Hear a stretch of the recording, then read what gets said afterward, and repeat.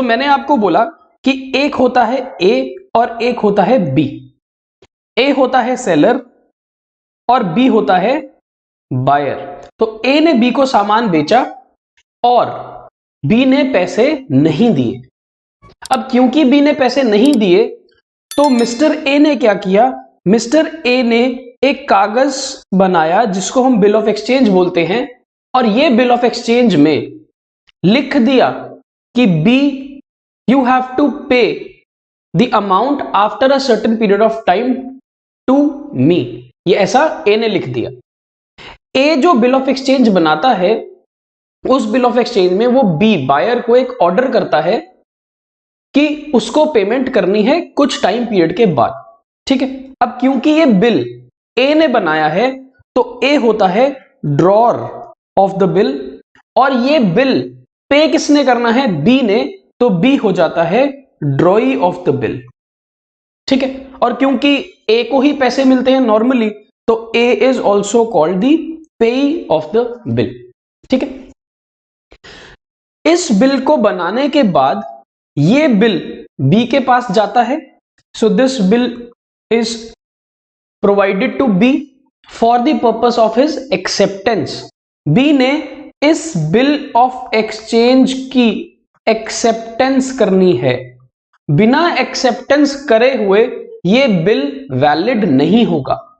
सो ए ने बिल बनाया, बिल बनाने के बाद वो बी को दिया, बी उसको एक्सेप्ट करेगा, एक्सेप्ट इन द सेंस वो उस पर साइन करके एक्सेप्टेंस देगा, और एक्सेप्टेंस देने के बाद ये जो बिल होगा ये बिल वापस किसके पास आ जाएगा, ए के पास। Now A will have this bill in his custody. A ये बिल अपने पास रखेगा, ठीक है, एज अ प्रूफ कि बी ने वादा किया है, और जिस दिन इसकी ड्यू डेट होगी उस दिन ये बिल ए लेके जाएगा बी के पास और बी को बोलेगा कि पेमेंट कर। So this is the whole process. ठीक है, नाउ आगे चले तो बी के पास क्या ऑप्शन है, क्या बी के पास इस बिल के ऊपर कोई ऑप्शंस होती हैं? बी के पास नॉर्मली एक ही ऑप्शन है, that he will have to pay, उसको पेमेंट करनी है इस बिल की। तो जब भी ड्यू डेट आएगी ए वो बिल लेके बी के पास जाएगा, बी क्या करेगा, बी उस बिल की पेमेंट कर देगा। ये है उसके पास एकमात्र एक ऑप्शन। सेकंड वो क्या कर सकता है, सेकंड हो सकता है कि ही इज अनेबल टू पे। ऐसा भी तो हो सकता है ना, प्रैक्टिकली सिचुएशंस ऐसी भी तो हो सकती है कि बी ने जिस दिन पेमेंट करनी है, जिस दिन ड्यू डेट है, उस दिन बी के पास पैसे ही ना हो। तो अगर उसके पास पैसे ही नहीं है so he will not be able to pay. अभी फिलहाल हम अनेबल टू पे वाली सिचुएशन को इग्नोर कर रहे हैं। So there is only one option available to the buyer, to the drawee, that is he will have to make the payment on due date. So this is the only option. लेकिन जो हमारा drawer होता है उसके पास इस bill को deal करने के लिए बहुत सारी ऑप्शंस होती हैं। गिनकर 4 ऑप्शंस अवेलेबल हैं सेलर के पास, ड्रॉर के पास। अब ये 4 ऑप्शंस से रिलेटेड हमारी जो जर्नल एंट्रीज होंगी वो अलग अलग किस्म की, अलग अलग प्रकार की होंगी। सो इसके बजाय कि मैं चारों ऑप्शंस आपको अभी सिखाऊं, हम एक काम करेंगे कि हम एक एक ऑप्शन को अलग अलग बारीकी से डिटेल में समझेंगे और उसी से रिलेटेड हम क्वेश्चंस करने स्टार्ट करेंगे। ठीक है, सो सबसे पहले चलते हैं हमारी फर्स्ट ऑप्शन के ऊपर, जिस ऑप्शन को हम क्या बोलते हैं, retaining the bill till due date. तो ये क्या है, retaining the bill till due date. So जो ड्रॉर होता है उसके पास सबसे पहली जो ऑप्शन अवेलेबल है वो क्या है, वो ये है कि he will retain the bill till maturity और टिल द ड्यू डेट। तो ड्रॉर क्या करेगा, ड्रॉर ने बिल बनाया, बिल बना के उसने ड्रॉई को दिया, ड्रॉई ने उस पे साइन किए, एक्सेप्ट किया, और वो बिल वापस किसके पास आ गया, ड्रॉर के पास। अब ड्रॉर क्या करेगा, सेलर क्या करेगा?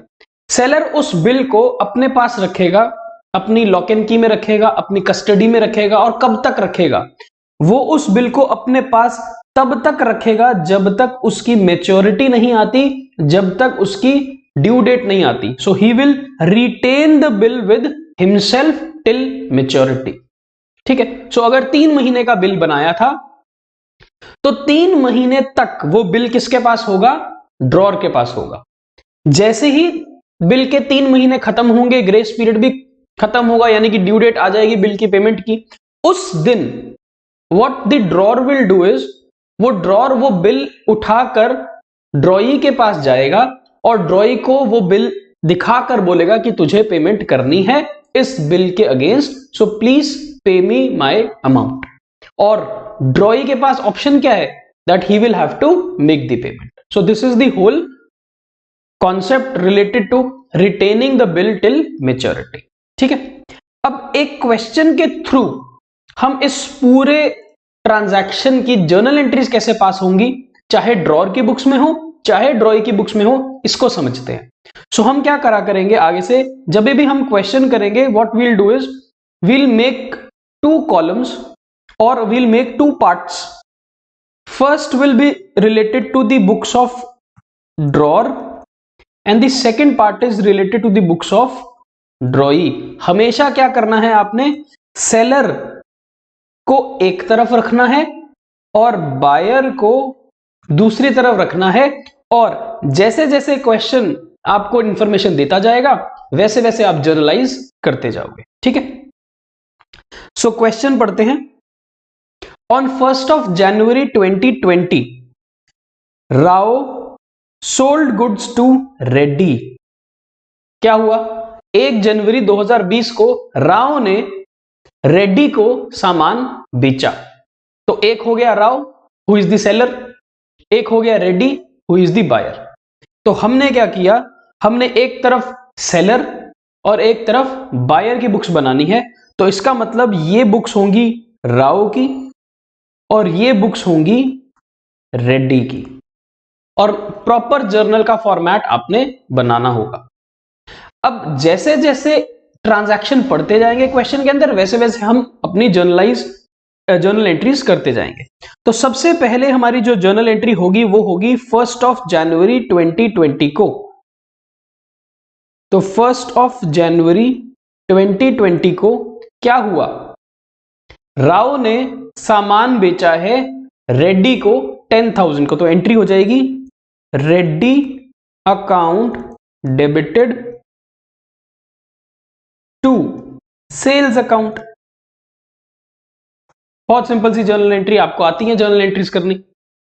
रेड्डी के लिए क्या है? रेड्डी ने तो सामान खरीदा है ना, तो रेड्डी के लिए ये परचेज है। तो सेम डेट पर वो एंट्री पास करेगा purchase account debit to Rao account 10,000। कौन सी डेट पर करेगा? 1st of January 2020। तो पहली ट्रांजैक्शन कंप्लीट हो गई। अब राव ने पैसे लेने हैं, रेड्डी ने पैसे देने हैं। क्या हुआ आगे? Half of the payment was made immediately. आधे पैसे इमीडिएटली रेड्डी ने राव को दे दिए। इमीडिएटली का मतलब क्या हुआ? उसी दिन। तो हाफ पैसे कितने हुए? 5,000 रुपए, वो पैसे आ गए। तो कैश अकाउंट डेबिट 5,000, और दिया किसने? रेड्डी ने 5,000। ठीक। एंड सिमिलरली यहां पर इसकी ऑपोजिट एंट्री पास हो जाएगी, Rao account debit 5,000 to cash account. हमेशा बायर की बुक्स में ऑपोजिट एंट्री पास होती है सेलर की बुक्स में जो एंट्री पास करी थी आपने। ठीक है, अब कितने पैसे रह गए लेने वाले? 5,000 रुपए। अब क्वेश्चन आपको क्या बोल रहा है? फॉर द रिमेनिंग हाफ, यानी कि बाकी बचे हुए 5,000 रुपए के लिए, Rao drew a bill of exchange upon Reddy. तो राव ने क्या किया? राव ने पैसे लेने थे, तो राव ने एक बिल बनाया रेड्डी के ऊपर। तो राव हो गया ड्रॉर और रेड्डी हो गया ड्रॉई, और ये बिल पेबल होगा आफ्टर 30 डेज। तो ठीक है, तो इसका मतलब 5,000 रुपए का एक बिल ऑफ एक्सचेंज बनाया जाएगा। जो बिल ऑफ एक्सचेंज की डेट ऑफ मेकिंग तो 1 जनवरी 2020 होगी, आज ही बनेगा बिल, लेकिन इसका टाइम कितना होगा, 30 डेज का। ओके, जब ये डेटा आपको मिल रहा है तो आपको क्या निकालना पड़ेगा, आपको निकालना पड़ेगा इसका ड्यू डेट या डेट ऑफ मेच्योरिटी। अब डेट ऑफ मेच्योरिटी कैसे निकलती है, 1/1/2020 में आपको सबसे पहले टाइम ऐड करना है 30 डेज का। 30 डेज ऐड करोगे तो डेट आ जाएगी 31 जनवरी 2020, क्योंकि जनवरी के महीने में 31 डेट होती है। उसके बाद आपको ग्रेस पीरियड ऐड करना पड़ता है। कितने दिन का ग्रेस पीरियड होता है, 3 दिन का। अब जब 31 जनवरी में 3 दिन का ग्रेस पीरियड ऐड करोगे तो ड्यू डेट बन जाएगी 3 फरवरी 2020। तो ये डेटा आपको हमेशा कैलकुलेट करना पड़ेगा जब भी बिल ऑफ एक्सचेंज का क्वेश्चन होगा। ठीक है, अब क्वेश्चन ने हमको क्या बोला, क्वेश्चन ने हमको बोला कि राव ने ये बिल बनाया और ये बिल बनाने के बाद ये रेड्डी को दिया। रेड्डी ने ये बिल एक्सेप्ट कर लिया and returned it to Rao. तो लॉजिकली भी तो ऐसे ही होता है कि राव बिल बनाएगा, बिल बनाने के बाद रेड्डी को देगा, रेड्डी उसको साइन करेगा, एक्सेप्ट करेगा और वापस राव के पास आ जाएगा। अब क्योंकि ये बिल वैलिड हो गया है, एक्सेप्ट हो गया है, अब हमको इसकी जर्नल एंट्री पास करनी पड़ेगी। तो हम जर्नल एंट्री कैसे पास करेंगे, हम जर्नल एंट्री दोनों की बुक्स में पास करेंगे। अगेन सेम चल रहा है। तो 1 जनवरी 2020 को ये बिल ऑफ एक्सचेंज, ये कागज किसके पास आ गया साइन होने के बाद, राव के पास। तो राव बोलेगा बिल रिसीवेबल अकाउंट डेबिट 5,000। ये जो कागज का टुकड़ा है, ये कागज है तो बिल ऑफ एक्सचेंज, लेकिन ये बिल ऑफ एक्सचेंज के दो नजरिए हैं समझने के। एक, जो ड्रॉर है उसको पैसे मिलेंगे तो उसके लिए ये बिल रिसीवेबल है, क्योंकि उसको पैसा मिलेगा, रिसीवेबल। और जो रेडी है वो ड्रॉई है, उसने पेमेंट करनी है, तो उसकी नजर में ये बिल ऑफ एक्सचेंज हो जाएगा बिल पेबल। तो एक के लिए ये बिल रिसीवेबल कहलाएगा और दूसरे के लिए ये बिल पेबल माना जाएगा। राव के लिए ये बिल रिसीवेबल है, उसके पास ये बिल आया है, तो बिल रिसीवेबल अकाउंट डेबिट। दिया किसने है, दिया है रेड्डी ने। गिवर कौन है, रेड्डी, तो रेड्डी अकाउंट क्रेडिट। ठीक, इसी की ऑपोजिट एंट्री सेम डेट पर कौन कर देगा, रेड्डी। रेड्डी क्या बोलेगा कि मैंने ये बिल किसको दिया है, राव को, तो Rao is the receiver, debit the receiver. तो वो बोलेगा राव अकाउंट डेबिट 5,000 टू, उसने क्या दिया है, उसने बिल पेबल दिया है, तो बीपी अकाउंट क्रेडिट 5,000। ठीक है, तो यहां पर समझो कि ये जो बिल पेबल है ये यहां से निकल के किसके पास आ गया, राव के पास आ गया। तो एक ने बिल पेबल दिया, दूसरे के पास बिल रिसीवेबल आया। ठीक है, अब जैसे आपने ये एंट्री पास करी ना, देखो इफेक्ट क्या हुआ। पहले रेड्डी डेबिट था 10,000, फिर आपने रेड्डी को क्रेडिट किया 5,000 और उसके बाद आपने फिर से रेड्डी को क्रेडिट किया 5,000। इसका मतलब रेड्डी का अकाउंट खत्म हो गया है, क्लोज हो गया है। एंड इसी तरह से रेड्डी की बुक्स में राव को पहले उसने क्रेडिट किया था, क्रेडिटर बनाया, बाद में उसको 5,000 से डेबिट किया तो वो कम हो गया, और एक और बार उसको डेबिट करने पर वो अकाउंट क्लोज हो गया। अब राव की बुक्स में रेड्डी अकाउंट क्लोज है और रेड्डी की बुक्स में राव अकाउंट क्लोज है।